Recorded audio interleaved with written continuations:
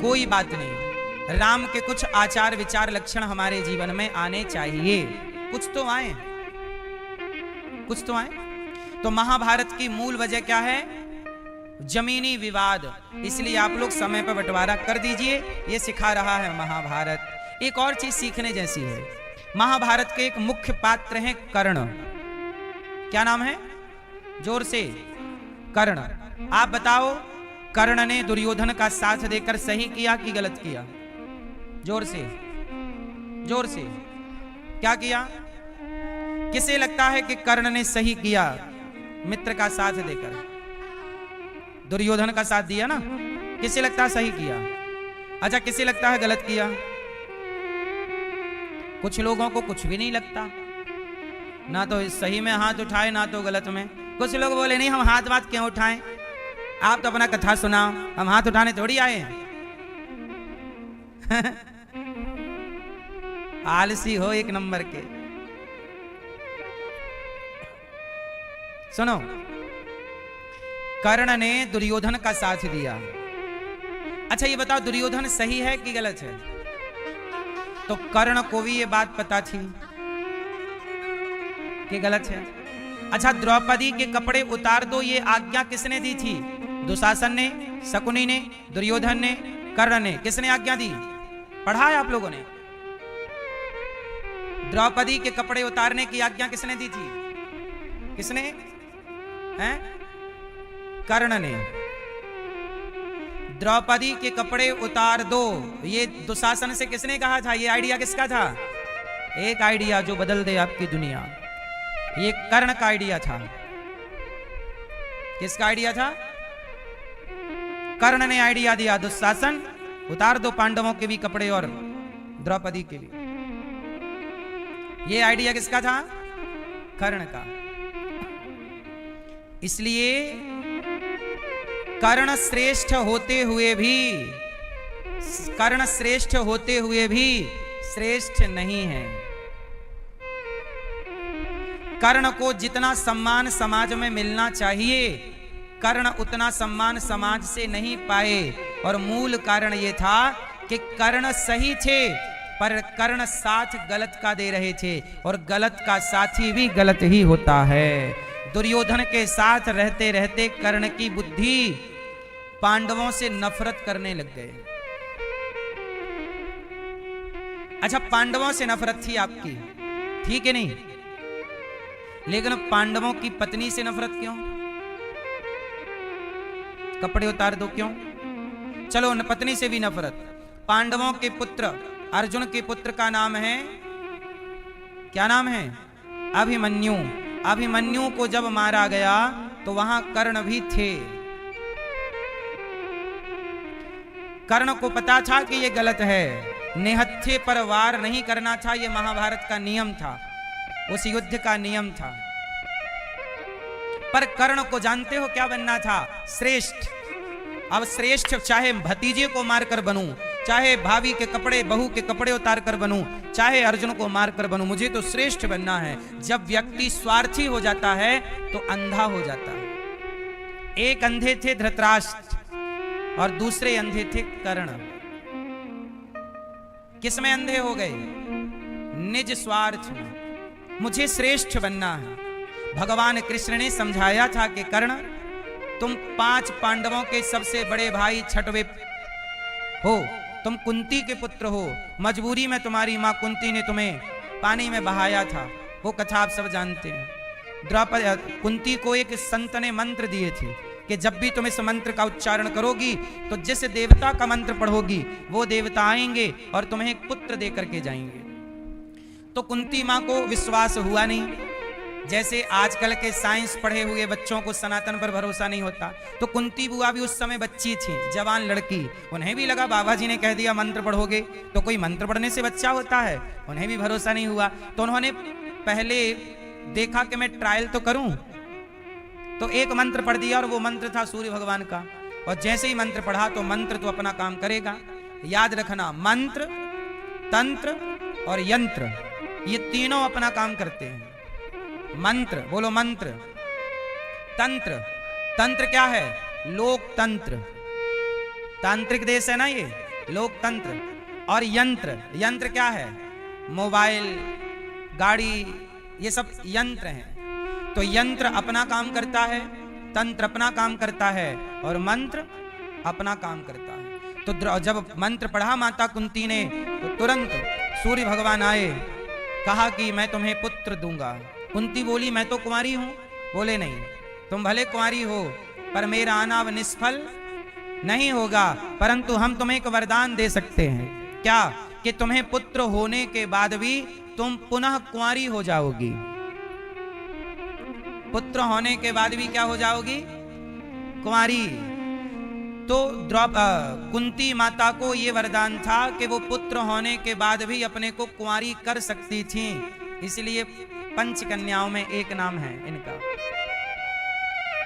तो कर्ण हो गए, कर्ण सूर्य पुत्र हैं। अच्छा, ये कर्ण कौन है? तो सुनो, ये कर्ण पिछले जन्म के एक राक्षस हैं। कर्ण पिछले जन्म का कौन है? एक राक्षस। सुन रहे हैं आप? और वो राक्षस ने सूर्य भगवान की खूब पूजा की। अब ध्यान से सुनिएगा, कर्ण एक राक्षस हैं पिछले जन्म के, और इन्होंने सूर्य भगवान से खूब सूर्य की आराधना की। तो सूर्य प्रकट हो गए, तो इन्होंने वरदान मांगा कि हमें 1000 कवच कुंडल दीजिए और हमें कोई मार ना सके, ऐसा वरदान दीजिए। तब सूर्य भगवान बोले कि ऐसा वरदान तो मैं नहीं दे सकता, कुछ और मांगो। तब कहा कि सुनो, 1000 साल तक तपस्या करने वाला ही मुझे मार सकता है, और वो भी 1000 साल तपस्या करेगा तब मेरा एक कवच कुंडल तोड़ सकता है।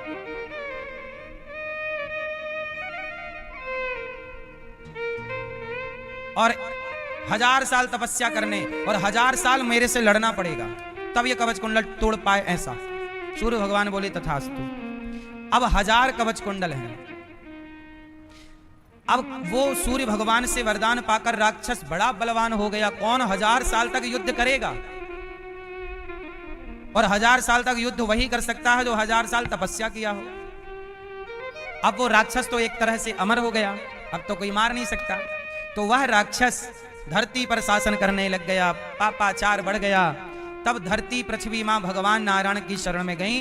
तब भगवान नारायण ने नर नारायण का अवतार धारण किया।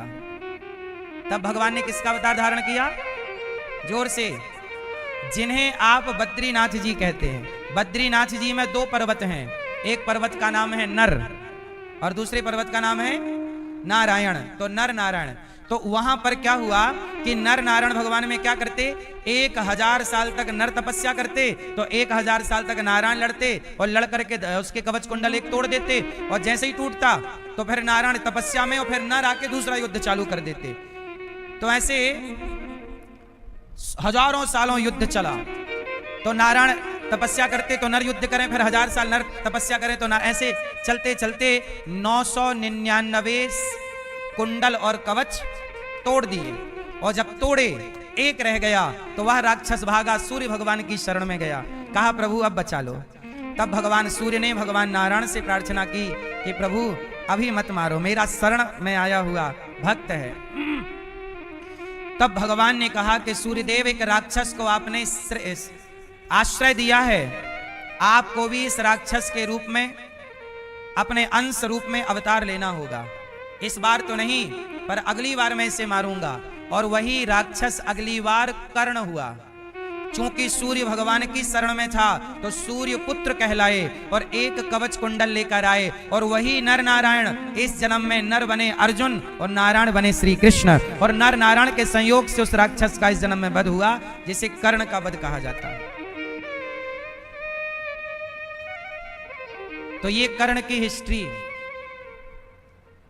तो कर्ण एक राक्षस था पूर्व जन्म का। कवच कुंडल लेकर इसलिए आया था क्योंकि पिछले जन्म में एक कवच कुंडल शेष रह गया था, और वही कवच कुंडल किसने मांग लिया था? इंद्र ने, क्योंकि अर्जुन इंद्र के ही पुत्र हैं। तो ये है, तो कर्ण ने, दानवीर कर्ण है। अच्छा, कर्ण की जब मृत्यु हुई तो कर्ण जब मरे, देखो कर्ण इतने अच्छे थे कि कर्ण की जब मृत्यु हुई, मतलब छाती पे अर्जुन ने बाण मारा तो कर्ण के पास भगवान कृष्ण एक ब्राह्मण बन करके आए परीक्षा लेने के लिए, क्योंकि कर्ण का नियम था कि रोज सोना दान करते थे, स्वर्ण दान। क्या करते थे? स्वर्ण दान। आज छाती पे बाण लग गया, अर्जुन ने मारा, और जब बाण लगा तो कर्ण गिर गए। तब श्री कृष्ण आए ब्राह्मण बनकर, कहा भैया हमारी बेटी का विवाह होना है, कुछ धन दे दो तो हमारी पुत्री, सुना है कि तुम बहुत बड़े दानी हो, हमारी बेटी का ब्याह है, कुछ दे दो, हम गरीब ब्राह्मण हैं। तो अर्जुन कर्ण तो पहचान ना पाए कि ये कृष्ण है, उन्हें लगा कोई ब्राह्मण है। तब कर्ण ने कहा कि मैंने अपना सोने का रथ तो पहले ही दान कर दिया था कि मैं मर जाऊं तो ये रथ फलाने सेवा में लगा देना, कवच सब दान कर दिया, कुछ भी नहीं रहा। हाँ, तब याद आई कि मेरे दांतों में सोना लगा है। कर्ण के दांतों में क्या लगा था? जैसे पहले के लोग दांतों में सोना लगवा लेते थे, तो कर्ण के भी दांतों सोना। तो कर्ण सोचिए कि छाती पे बाण लगा है, मृत्यु की सैया है, मृत्यु की क्या है? सैया। और जब मृत्यु की सैया है तो कर्ण ने कहा कि ठीक है, एक पत्थर उठाया और सोचो आखिरी टाइम भी दांत तोड़कर पंडित जी को दे दिए कि इसमें कुछ सोना है, अब तो आखिरी इतना ही है, इतने से काम हो जाए तो आप अपनी बेटी का विवाह कर लीजिएगा। तब भगवान श्री कृष्ण प्रकट हो गए चतुर्भुज रूप में।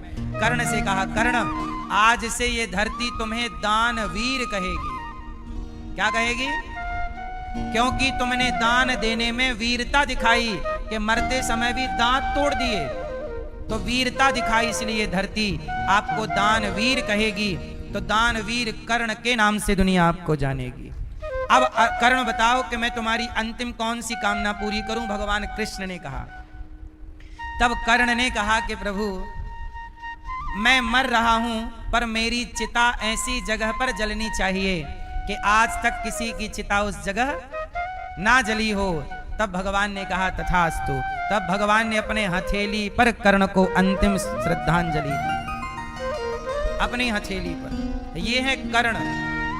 कर्ण सबसे श्रेष्ठ हैं, चूंकि संगति गलत होने के कारण उन्हें उस तरह का सम्मान नहीं मिला जिस तरह के वो अधिकारी थे। इसलिए आपसे कहता हूं, आप कितने भी योग्य हैं, काबिल हैं, पर संगति आपकी गलत है तो आप माइनस हो जाएंगे, और आप थोड़ा कमजोर हैं लेकिन आपकी संगति सही है, आप प्लस हो जाएंगे। इसलिए संगत से गुण आते हैं, संगत से गुण जाएं। लोहा जड़ा जहाज में, पानी में उतराए। इसलिए कहता हूं कि आप लोग अपने बच्चों को ये बातें बताया करो, संगति अच्छी रखनी चाहिए। कर्ण को दुर्योधन की संगत नहीं करना चाहिए थी, क्योंकि दुर्योधन गलत था, कर्ण की शक्तियों का मिसयूज करता था।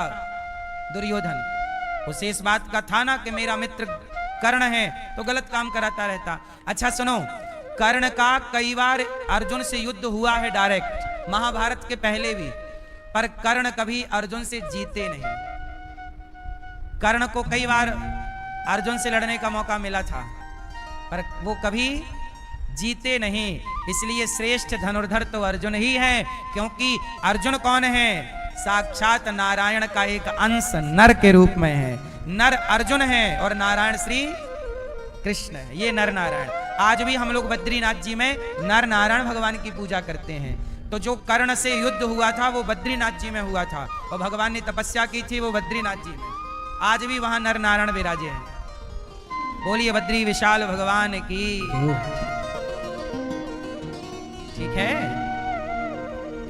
तो महाभारत आपके घर में ना हो, इसलिए आपको रोज महाभारत से कुछ अच्छी चीजें पढ़नी चाहिए, सीखनी चाहिए। आजकल समाज में ये अपवाद फैला दिया कि महाभारत पढ़ने से महाभारत होता है, ऐसा लोगों को कंफ्यूज कर दिया। इससे लोगों ने पढ़ना छोड़ दिया, अब दिन भर इंस्टाग्राम चलाते हैं, है ना। आजकल व्यक्ति देखो, पहले लोग कहां रहते थे? गांव में। गांव को क्या बोला जाता है? ग्राम। पहले सब लोग ग्राम में रहते थे, आज भी शहर में रहते हुए लोग ग्राम में रहते हैं। फर्क इतना है कि पहले खेत खलिहान के बीच में ग्राम था, आज मोबाइल पे ग्राम है, इंस्टाग्राम। ग्राम तब भी था, ग्राम आज भी है, नहीं है? तो ग्राम, महाभारत की कथा ये सिखाती है आपस में नहीं लड़। अच्छा, 5 पांडवों में एक चीज आपने देखी होगी, पांचों में संगठन है। क्या है? एकता। जहां सुमति तहां संपत्ति नाना, जहां कुमति तहां विपत्ति निदाना। अच्छा, क्या हुआ? दुर्योधन के जंघा तोड़ दी भीम भैया ने, तो गुरु द्रोणाचार्य के पुत्र अश्वत्थामा आए और अश्वत्थामा ने द्रौपदी के 5 पुत्रों को सिर काट दिया। द्रौपदी के 5 बच्चों की हत्या किसने कर दी? गुरु द्रोणाचार्य के पुत्र अश्वत्थामा ने।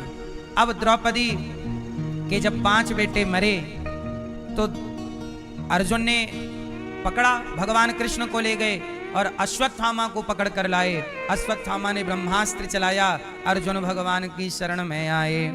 कृष्ण कृष्ण महाबाहो भक्तानाम भयंकरा, त्वमेको दह्यमानाना मपवर्गोऽसि संस्रते। चरणों में गिर पड़े अर्जुन, प्रभु बचाइए। भगवान ने कहा तुम भी ब्रह्मास्त्र चलाओ, और दोनों ब्रह्मास्त्र से दोनों शांत हुए। अर्जुन के बाल पकड़ करके अर्जुन ने अश्वत्थामा के केस पकड़े और द्रौपदी के समक्ष लाकर खड़ा किया। द्रौपदी, तेरे 5 पुत्रों को इसने मारा, ये हत्यारा रहा, बोल क्या दंड देती है? द्रौपदी बोली छोड़ दो। छोड़ दे? हाँ छोड़। भगवान से पूछा कि आप बताइए अश्वत्थामा के संग क्या करें? तब भगवान ने कहा कि ब्रह्मबंधुर्न हन्तव्य आतताई वधारण, मयैवो भयमाम्नातं परिपायनुशासनम। ब्राह्मण को कभी मारना नहीं चाहिए और आताताई को कभी छोड़ना नहीं चाहिए। ये जन्म से ब्राह्मण है और कर्मों का आताताई है, इसलिए इसे मार भी दो और छोड़ भी दो। अश्वत्थामा के सिर की मणि निकालकर अश्वत्थामा का अपमान करके नगर से निकाल दिया गया। मैया, ओ पंचायती मैया, ए गुलाबी मैया, लाल मैया, होगी पंचायत? हैं? पंचायत नहीं पूरी हुई? कर लो। और ए मोबाइल वाले भैया, हाँ खींच लो सेल्फी। ये तो आप घर पे भी कर सकते थे। सुन लो कथा। अपनी ही सेल्फी लेना है बैठे बैठे, तो ये तो घर पे भी कर सकते थे, है ना? सुनो, भगवान श्री कृष्ण ने कहा अश्वत्थामा को मार भी दो और छोड़ भी दो। अब मारना क्या है? अच्छा बताओ, मारना किसे कहते हैं? जान से मारने को ही मारना नहीं कहते। अच्छा ये बताओ, आपने अपनी मां को कभी मारा है? पिता को मारा है? जिस दिन आपने अपने पिता का अपमान किया, समझ लो कि उस दिन आपने मारा है। जिस दिन आपने अपनी मां का अपमान किया, मारना मतलब केवल थप्पड़ मारना नहीं होता, डंडा मारना नहीं होता। जब आप अपनी मां का, पिता का, गुरु का अपमान कर देते हैं तो वो मार देना ही माना जाता है। क्या माना जाता है? वो मृत्यु है।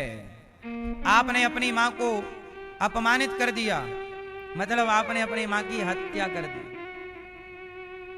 इसलिए स्वप्न में भी अपने माता और अपने पिता का तिरस्कार नहीं करना चाहिए। किसमें नहीं करना चाहिए? स्वप्न में भी माँ बाप का अनादर नहीं करना चाहिए। समझ रहे हैं? और आजकल के बच्चे तो आंख दिखाकर कहते हैं तुमने हमारे लिए किया ही क्या है, तुमने हमारे लिए किया ही क्या है। वाह! सबसे चतुर जानवर कौन होता है? होशियार लोमड़ी। कौन होता है? भैया आपके घर लोमड़ी है? नहीं, आपके घर लोमड़ी है? लोमड़ी सबसे चतुर है। जरा सोचिएगा, आप में से किसी ने लोमड़ी नहीं पाली? पाली? आप में से किसी ने लोमड़ी नहीं पाली, पर लोमड़ी की चतुराई आप में आ गई।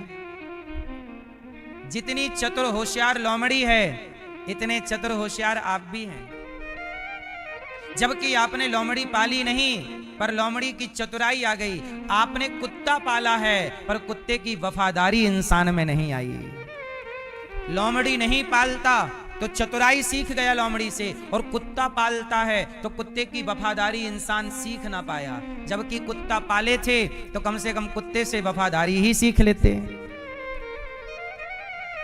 आज की औलाद, सच बताओ, हम सबके लिए नहीं कह रहे हैं, क्षमा कीजिएगा, कुछ बच्चे तो आज भी श्रवण कुमार की तरह हैं, माँ बाप का सम्मान पूरा करते हैं, कुछ बच्चे सेवा करते हैं माँ बाप की, पर कुछ बच्चे ऐसे हैं जो अपने माँ बाप को घर से निकाल देते हैं।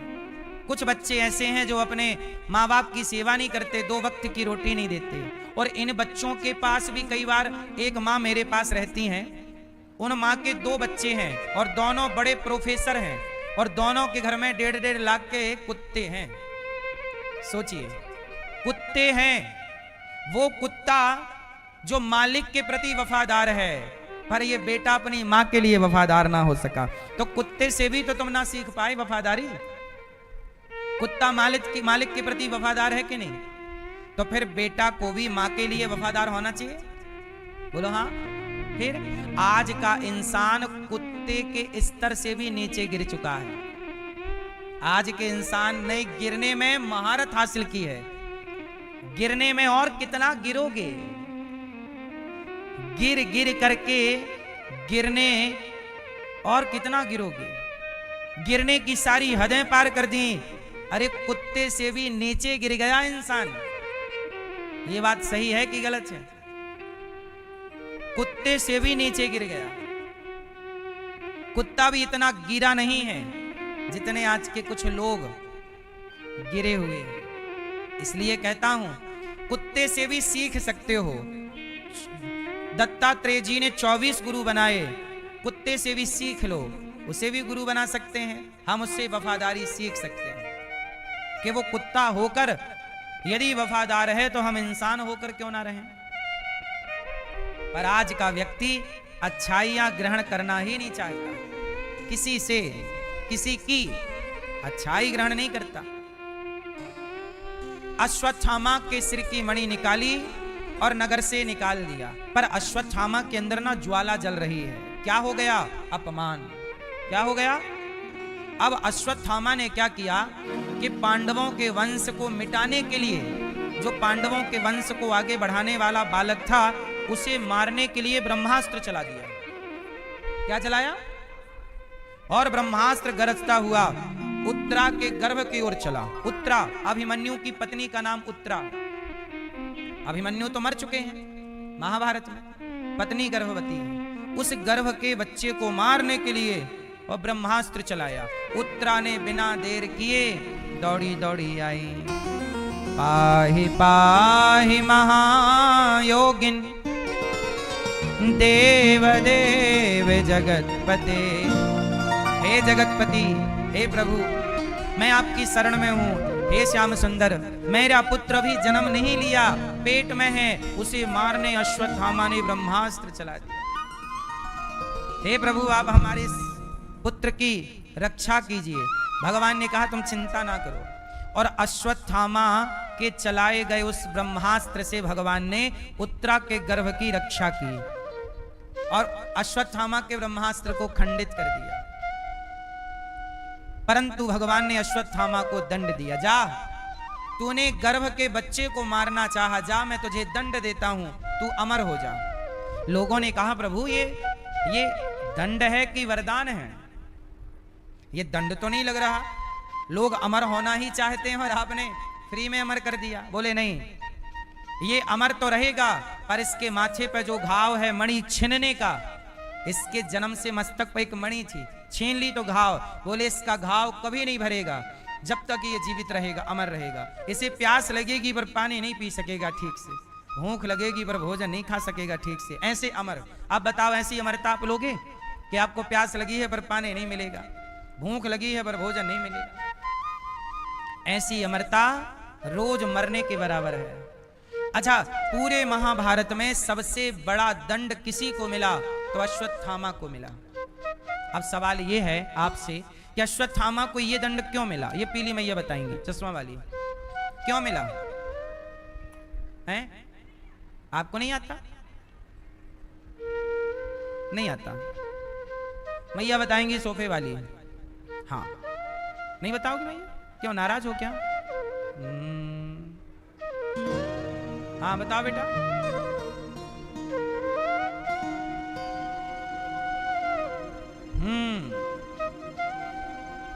अश्वत्थामा को सबसे ज्यादा दंड इसलिए मिला क्योंकि अश्वत्थामा ने गलती क्या की?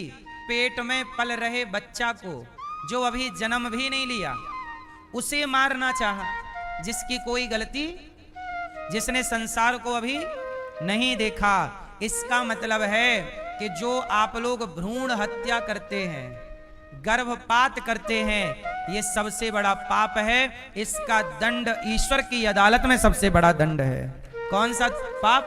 भ्रूण हत्या, गर्भपात। जैसे लोग क्या करते हैं, चेक करा लिया कि पेट में लड़की है, तो लड़की है तो गर्भ गिरवा देते हैं,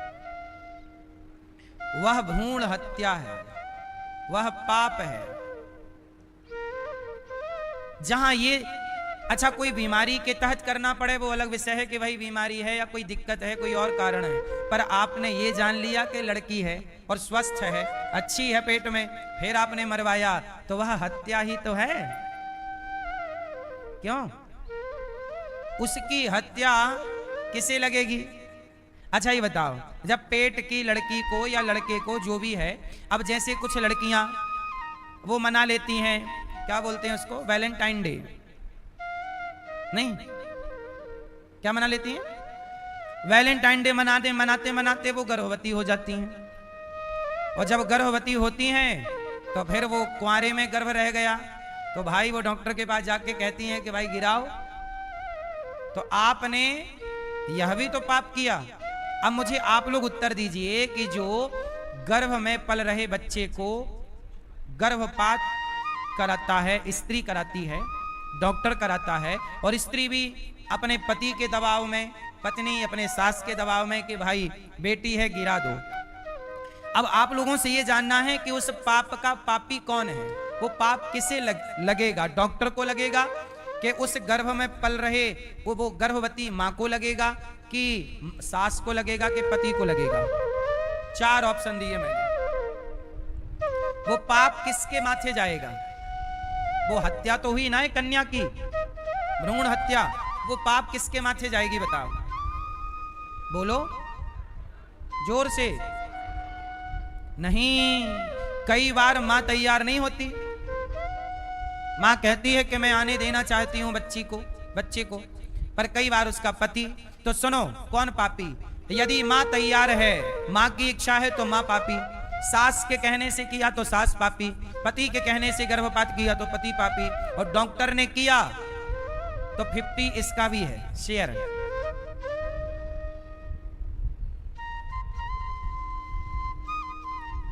तो ये पाप है, तो सबके खाते पे थोड़ा थोड़ा जाना। इसलिए अश्वत्थामा को भगवान ने सबसे अधिक समय तक का दंड दिया। आज भी अश्वत्थामा अमर हैं, आज भी नर्मदा के तट पर, नर्मदा के किनारे आज भी अश्वत्थामा को देखे जाने का कुछ लोग दावा करते हैं। आज भी अश्वत्थामा भटक रहे हैं, और भटक ही रहे तो कभी भारत के पूर्व में, कभी पश्चिम में, पूरा भारत घूम रहे हैं।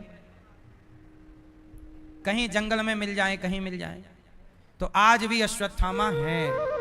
अमर में अश्वत्थामा भी। अश्वत्थामा बलिर्व्यासो हनुमानश्च विभीषण कृपा परशुरामश्च। ये 7 लोग, मार्कंडेय जी सहित 8 लोग आज भी जीवित हैं। कौन कौन आज भी जीवित हैं?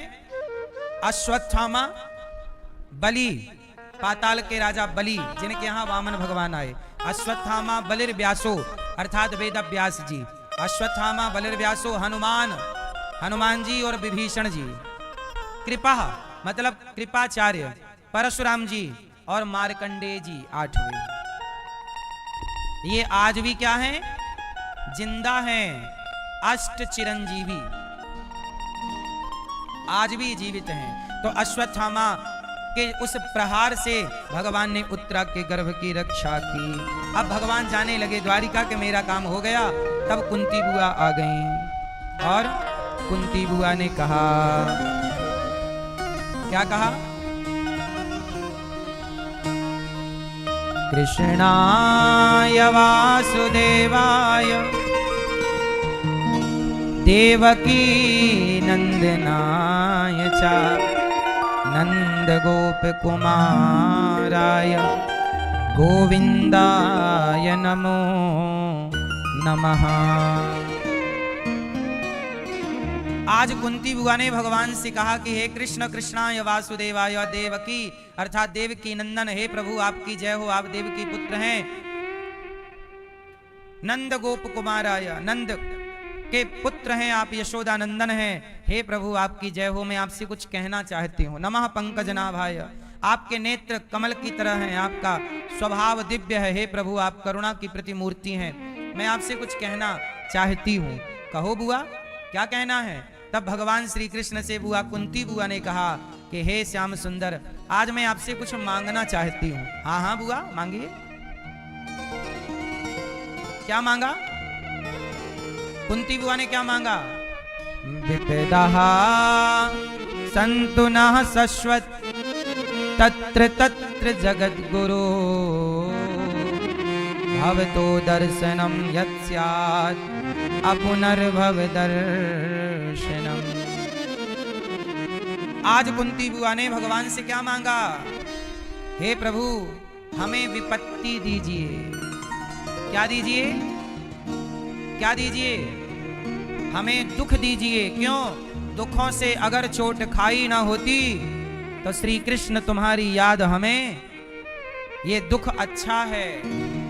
अच्छा बताओ, दुख किसे कहते हैं? मैया बताओ, दुख किसे कहते हैं? बताओ, आपसे पूछ रहे हैं, बताओ बताओ। पीछे वाली मैया बताओ, दुख किसे कहते हैं? आप बताओ भैया। ठीक है, चश्मा वाली मैया बताएंगी, पीछे वाली सोफे वाली मैया बताओ, सब दुख किसे कहते हैं? मैया क्या बोलती तू? नहीं बोलोगी? नाराज हो क्या मेरी मां?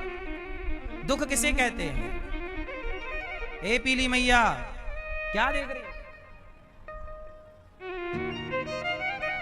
दुख किसे कहते हैं? हैं? पड़ोसन को? पीछे वाली मैया बताएंगी।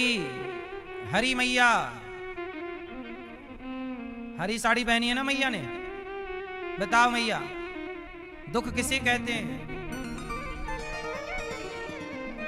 सुनो, दुख किसे कहते हैं? अब सुनो, भगवान को भूल जाना ही सबसे बड़ा दुख है और भगवान को याद रखना ही सबसे बड़ा सुख है। क्या है सुख, क्या है दुख? भगवान को भूल जाना क्या है? दुख है। और भगवान को याद रखना, हाँ, भगवान को भूल जाना ही दुख है, भगवान को याद रखना ही। इसलिए सुखी होना चाहते हैं, भगवान को याद रखिए। जब कोई नहीं आता ना मेरी माँ,